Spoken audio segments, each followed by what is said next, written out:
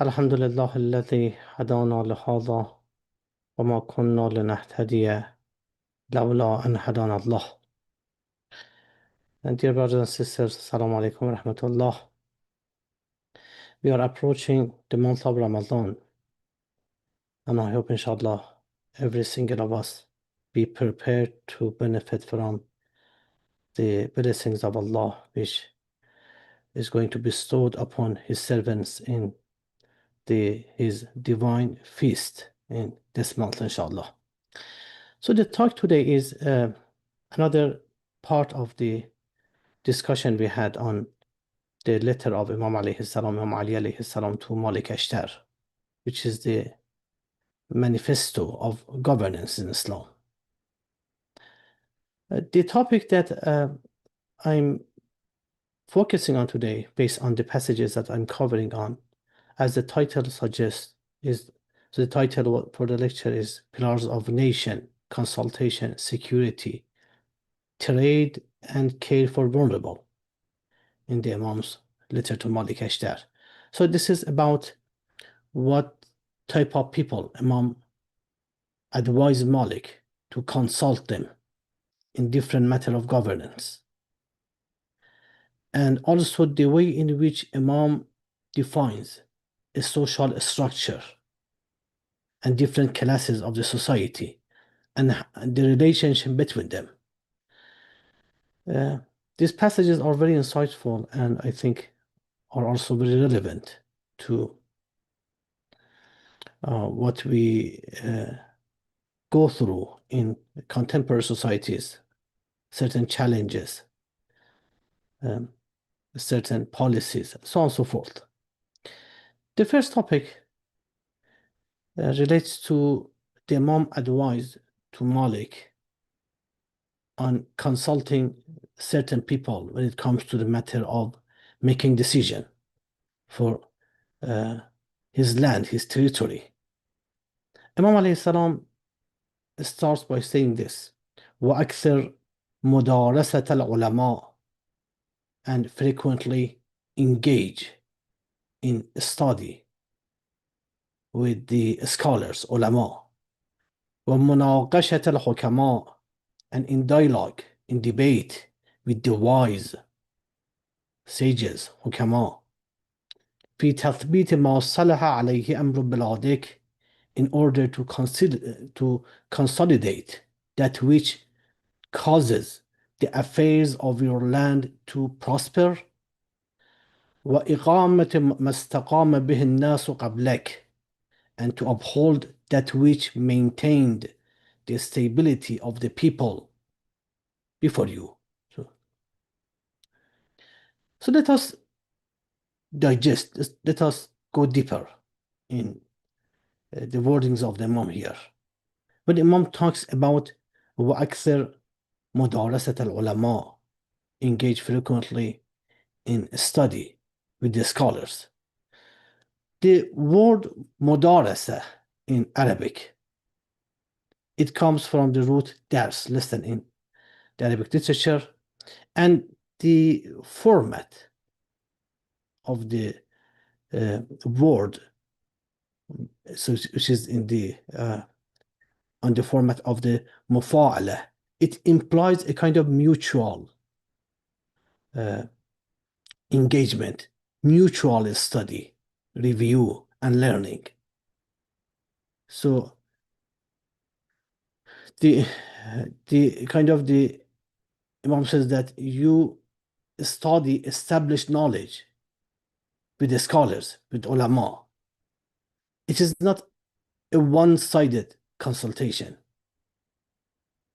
So while the ruler benefits from the knowledge of scholars also can benefit from the experience, the practical experience of a ruler, to assess the applicability of and practicality of their theories. So Imam says, have a circle of people who are expert in different fields in society. If you are going to make a decision on economy, make sure that you consult a circle of the most trusted and most knowledgeable people in economy, those scholars, those people of knowledge, but not just a one-sided, blindly acceptance. Rather, you have experience, you have insight they may lack. They have knowledge sometimes may not be applicable in your case. So get engaged with them in a study. Ask for their opinions. Investigate them. Put them under the scrutiny. Try to go deeper and make them to reflect deeper as well. So this is the way in which you can make sure the outcome would be something that is both based on the most reliable knowledge in the field and applies in practical scenarios. Then Imam continues after مدارسة العلماء, he mentions ومناقشة الحكماء and engage in debates, in dialogue with the wise people. So here the question is, what does Imam mean here except for what we just mentioned? So مدارسة العلماء, engaging with the scholars, why does he add a different group of the people and how they are distinguished? These wise people, what the Imam mean by them except for the scholars? So first, let us look deeper. Let us reflect on the word مناقشة. Again, it is on the format of a kind of mutual engagement. The root comes from the meaning of that means نقش means here to extract, to peel. So it implies a kind of debate, deep investigation, critical thinking. So Imam says, get engaged with wise people on critical thinking. You debate practical solutions and wisdom with the sages, with the wise people. So what is the difference between this group, the wise people, the hukama and the ulama? The wise people, a person may not be expert in certain field. So those trusted advisors to a ruler may not be necessarily expert in all different fields. However, they have a sharp mind and a keen eye for flaws and advantages, and they are critical thinkers. Imam says you need a circle of these critical thinkers around you in addition to the circle of the scholars and experts in different fields. And here Imam doesn't say to study mudarasa, he says to engage in a debate. And why in a debate? Because the purpose is not to learn, but to deeply investigate the subject. And debate helps in uncovering crucial matters that are usually neglected in study circles. So, in other words, Imam says a ruler needs to keep always a group of wise men, those people of sharp insight, next to him to help him critically and carefully investigate different aspects of governance. And Imam explains the purpose of consulting the scholars and debating with the wise people. Imam says, what is the goal? في تثبيت ما صلح عليه أمر بلادك, in order to consolidate that which causes the affairs of your territory, your country, your land to prosper, to thrive. If you want your land, your territory, your country to thrive, you need to consult experts in the field. You need to have the circle of people with sharp mind, insight, to criticize, to critically investigate different policies. And here the word tathbit And Imam says, في تثبيت ما صلح عليه أمر بلادك. It's very interesting because when we say tasbit, which means to stabilize, to fix firmly, to consolidate, the goal is not just to know what works, but to make it in practice so it doesn't collapse, to institutionalize it, to make it something practical. As someone says, tathbit, make sure it is applied properly, firmly, fixed. And Imam mentions another reason for this consultation, for this debate with the wise sages. وَإِقَامَةِ مَا اسْتَقَامَ بِهِ النَّاسُ قَبْلَكَ, and to uphold that which maintained the stability of the people, of the nations before you. So here Imam says, مَا اسْتَقَامَ بِهِ النَّاسُ, literally that by which the people stood upright. This refers to the systems, norms, or economic conditions that kept society functioning and orderly in the past. And this is very interesting. So Imam highlights for his governor, do not try to, because it's a new rule, Islamic rule, to be too revolutionary, try to change everything. No, there are certain things that was working great in the past. Do not mess with them. Keep using them. Only change what needs to be altered, what needs to be improved for the sake of the people. And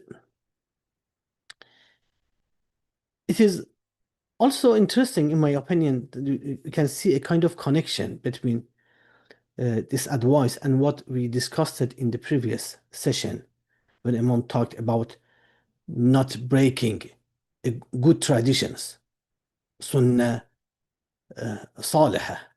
Imam says, if there are good traditions in your community, do not break them. Even if they are pre-Islamic traditions, but there are traditions that they are contributing to the community, they are benefiting people. And this line of the advice that Imam gives here helps the ruler to understand which traditions are good and which he has to keep them and which are bad. So because Imam before said keep the good ones, but then here Imam gives a practical advice how to identify the good ones. So Imam says by constantly consulting the scholars who know the history, who know the law, who are expert in different fields, and debating with the wise men who have a sharp mind, who have a critical mind, they can see the flaws of the previous traditions, or they can encourage you to follow them, to maintaining them. So the focus here is, in my opinion, on valuing others' experiences, maintaining what has been proved to help the society, keeping the system running smoothly based on what worked for the people before you. That's the Imam advice.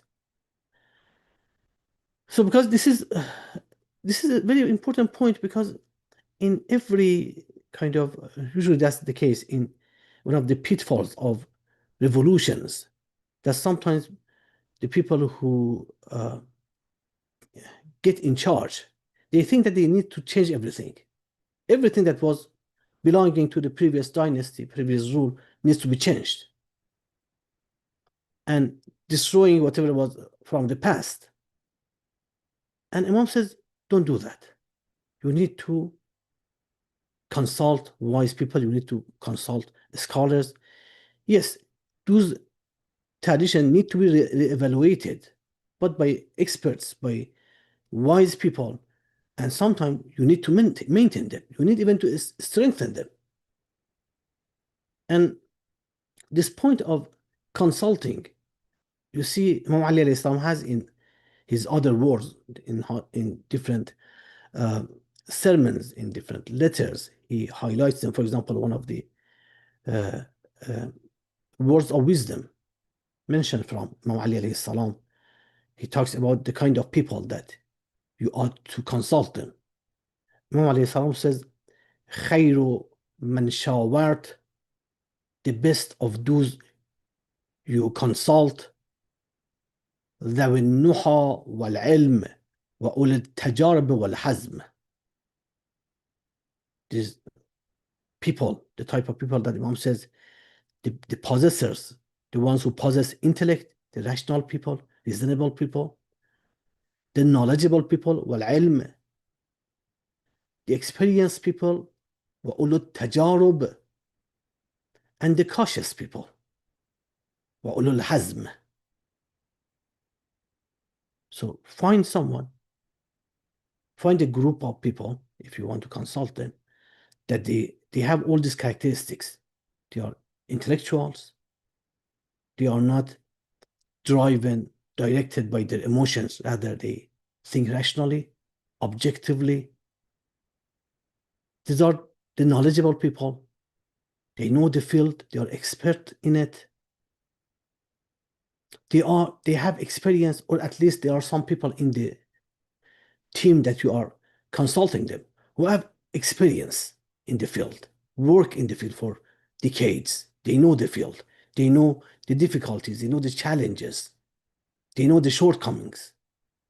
And the cautious people, people who conduct, who execute a policy carefully, taking into account everything, not rushing to do something that would backfire later.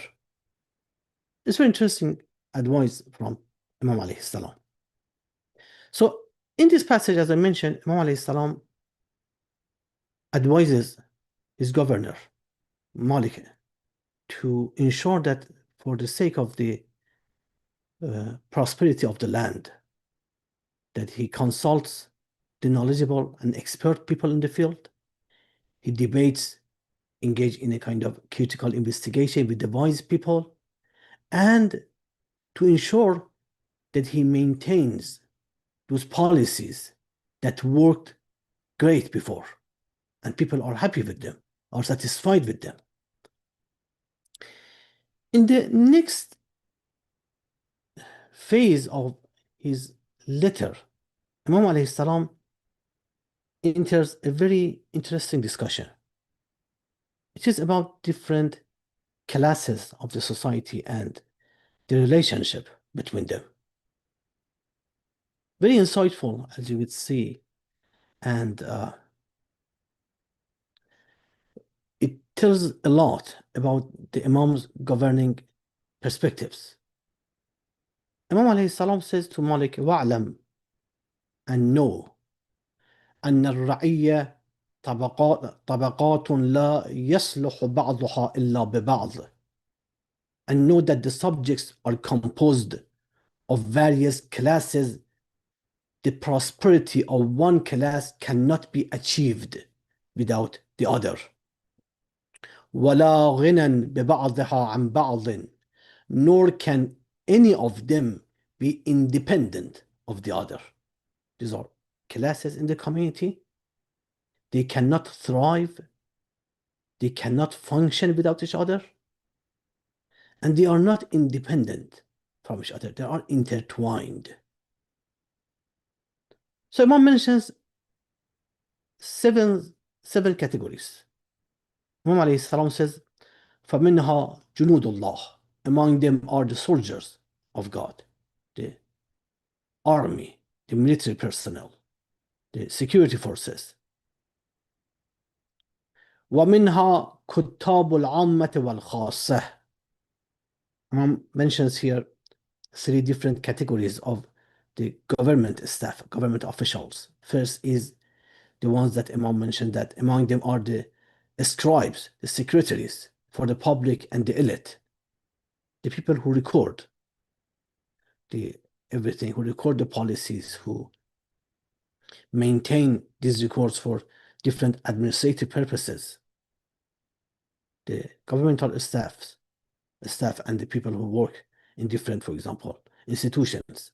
ومنها قضاة العدل, and among these people from the governmental staff are the judges of the justice. So another category of the people. ومنها عمال الإنصاف والرفق, and among them are the officers of equity and kindness.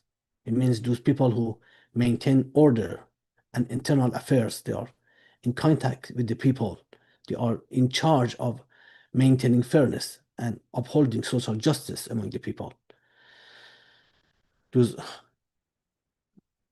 people in different institutions, except for the secretaries and the judges, the ones who deal with the different matters of life, of the lives of the people. And then Imam says, beside these three groups that can be unified under certain category of the government officials, there are other groups as well. ومنها أهل الجزية والخراج من أهل الذمة ومسلمة الناس, and among them are the people of tribute and land tax, comprising both of the protected non-Muslims and the Muslim populace. These are another category of the people. ومنها التجار وأهل الصناعات, and among them are the merchants and the people of crafts, the people who know certain arts. ومنها الطبقة السفلى من ذوي الحاجة والمسكنة, and the last class that Imam mentioned, that's category that Imam mentions, and among them is the lowest class consisting of the needy people and impoverished people. وكل قد سمى الله له سحمه, and for each of them God, Allah subhanahu wa ta'ala, has designated a share. ووضع على حده فريضة في كتابه أو سنة نبيه, and he has prescribed the limits of their rights and duties in his book or the sunnah of his prophet.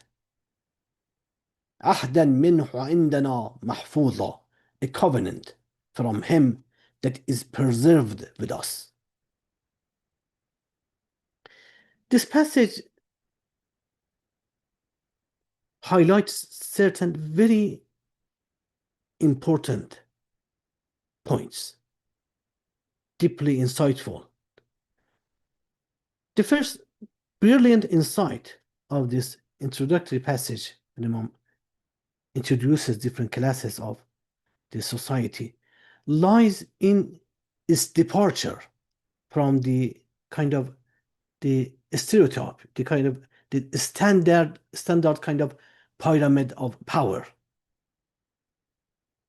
that usually, so especially in the societies at the time, that they saw different classes as projecting different worth.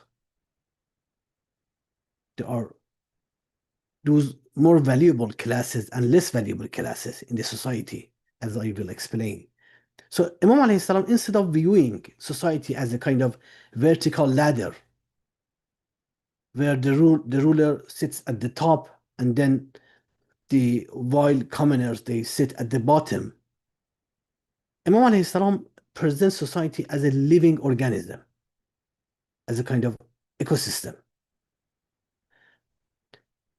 So it's very interesting. Unlike the kind of prevailing aristocratic kind of views of the time, which valued people based on their lineage, like nasab, tribal nobility, sharaf, or religious precedence, sabiqah, even it happened during, I mentioned before about the concept of diwan by the second caliph. So Umar ibn Khattab, who established diwan, that the diwan was giving people benefits from the public treasury, Bayt al-Mal, based on the sabiqah, that religious precedence. Someone who was, for example, participant in Badr was taking 5,000 dirham. Some who later joined the Prophet cause was taking 4,000 dirham, so on and so forth. So Imam Ali alayhi salam defines categories that strictly are defined by their function. Merchants, soldiers, government officials. He does not say the noble warriors and the lowly farmers, for example. So he says soldiers, people of tax, describing what they do, not how much their occupation worth for the rule. To understand better the value of this insight, I will present a counterexample from a historical counterexample from the same time. The Sassanids, the Sassanian letter of Tansar. This is one of the historical letters that has been recorded. So this is one of the best relevant comparisons, in my opinion, to look at the political theory of Sassanid dynasty, the empire, that it was the pre-Islamic kind of Persia, pre-Islamic Iran. The Sassanid model was dominant administrative framework in the region and heavily influenced later the Umayyad and Abbasid governance. The difference, if you look at the letter, you see that while Imam alayhi salam categorizes certain kind of categories, classes similar to Persian four states, especially if you, as I mentioned, those three categories of the judges and the secretaries, for example, and those they deal with the daily kind of stuff and the work of the people. If you see that one category, the government officials, it's very close to the Sassanid Empire kind of classification, the four states that they had the underlying philosophy of the rule. But you see that the projection, the understanding, the mentality is the exact opposite to what Imam alayhi salam mentions. So in Sassanid view, there's a hierarchy of worth between different classes of society. The Sassanid model divided society into four rigid states. They believe that social order dependent on a kind of segregation. That's how they understood it. A commoner was inherently of a kind of lower sense than a warrior. So this document is very interesting document, the letter of the Tansar, written by the high priest Tansar to the king of the Tabaristan, that establishes the state ideology. This document was the kind of state manifesto of the Sassanid Empire, the superpower preceding Islam in Iraq and Iran. So the context is that the high priest Tansar is writing to the local king to justify why the emperor Ardashir I, the founder of Sassanid dynasty, has stripped people of their freedom to choose their professions or ranks. People were prohibited to change their rank, their prohibitions in the Sassanid dynasty. So the translation of the text says, I'm just reading the part that is relevant. You wrote, the king of kings has taken away people's title. It continues, and forbidden them to change their profession or social class. Then he explains the reason. Know that there is no greater cause of corruption in the world than the mixing of degrees and ranks. So that's why Ardashir has divided the subjects into 4 states: religious class, military class, Artishtaran, scribes or secretaries, and commoners. Then he explains that Ardashir is strictly forbidden that any man should leave his own caste for another, so that the noble may be distinguished from the base. Pay attention. Noble should be distinguished from the base and lay people. Why? For if the common people were allowed to adopt the manners of noble, because if they could change the classes, or if a merchant could buy the status of a soldier, the world would be destroyed by chaos. For them, the understanding was that if you let people to change their classes, if you let people to change their occupations, you are ruining the world. Why? Because of the natural order of worth would be lost. That's the key point. In their ideology, there was a natural order of worth for the people. If you are the commoner, it means that naturally, essentially, you are of lower worth than someone who is a soldier, someone who is a merchant. So you can see the difference in perspective.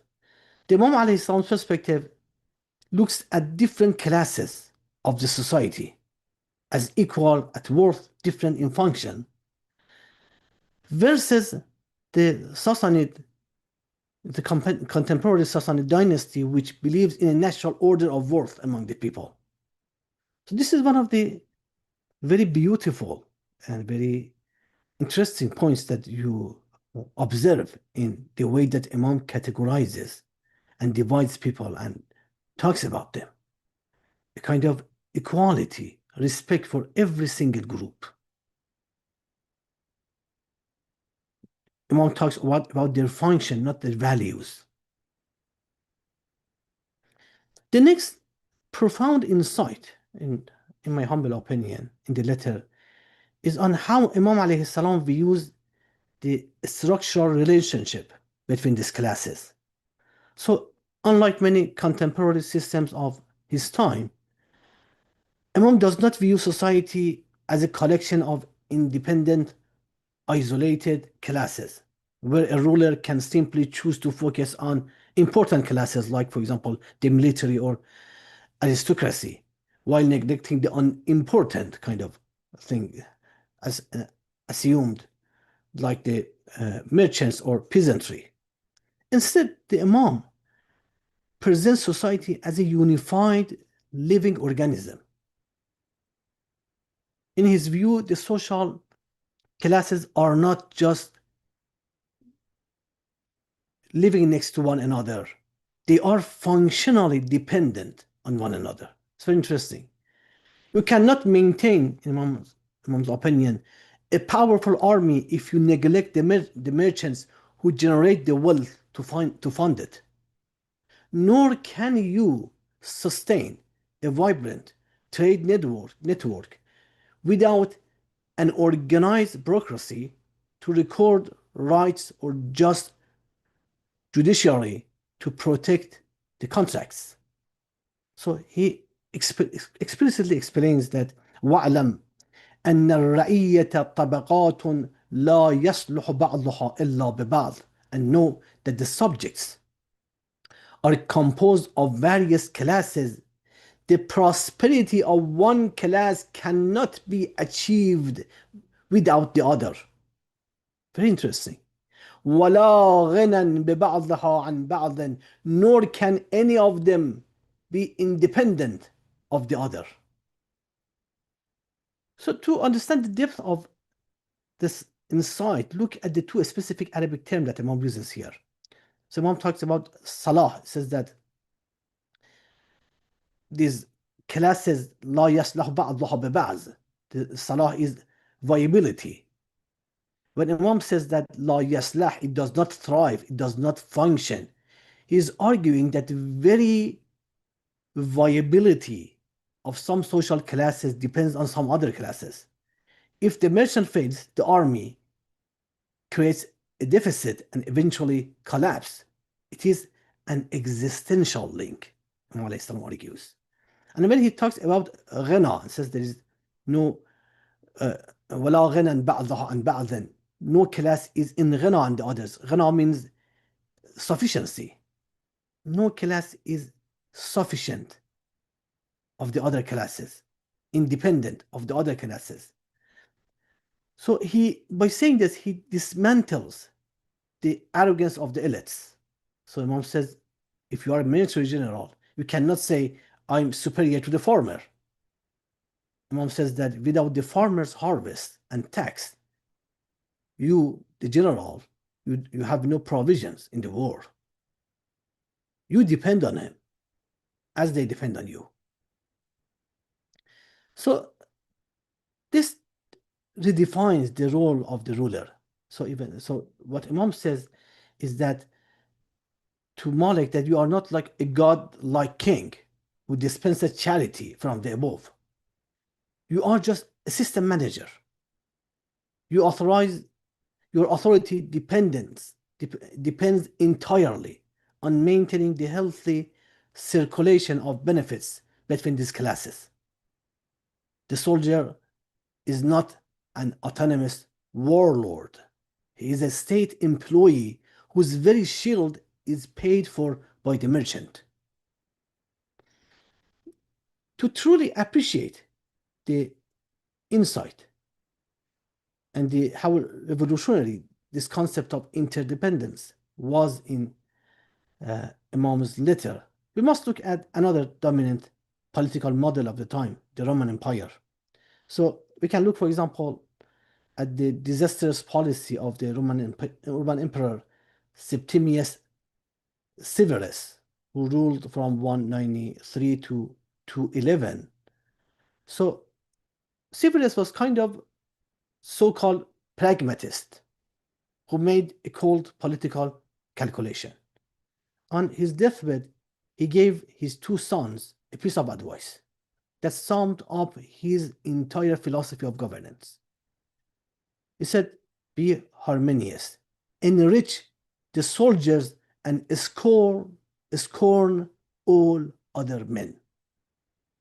Give rich, give financial means, celebrate your soldiers, your army, and leave the others alone. So you see the policy here. So Severus believed that the army was kind of independent, self-sustaining pillar of the power. He thought that as long as you make the military happy, your rule is secure. So the result was that the policy of independent pillars that he suggested was a catastrophe. So by enriching the soldiers while neglecting the economy that fed them, so Severus triggered what is historically known as the crisis of the 3rd century. The merchants were taxed into oblivion. The currency was debased for the purpose of paying the troops. The trade network collapsed because the scorned, the neglected classes could no longer function. So ultimately, the army itself disintegrated, disbanded, because the economic base that supported it had been destroyed. So you see how deep and factual is the Imam's insight when he explains society as a web of interdependence. The last point, which I have to leave it for the next session as the time is already run out, is a very interesting point, and that's about the last social class that Imam introduces in his categorization, and that's about the poor people. This is very astonishing and unprecedented in earlier governmental manifesto. The fact that Imam dedicated a specific social class to the impoverished and needy people. And it tells a lot about where his emphasis lies in matter of ruling and governing people. And inshallah, I will discuss it in the next session in detail, and we can all enjoy and be proud of the insight that has been transmitted to us through the words of Imam Ali alayhi salam. May Allah subhanahu wa ta'ala gives us the blessing to learn, to benefit from the treasures left to us by the Ahlul Bayt alayhi salam and the Prophet, peace be upon him, and the divine revelation specifically, and to follow them in order to be among the true servants of Allah subhanahu wa ta'ala. Recite the salawat.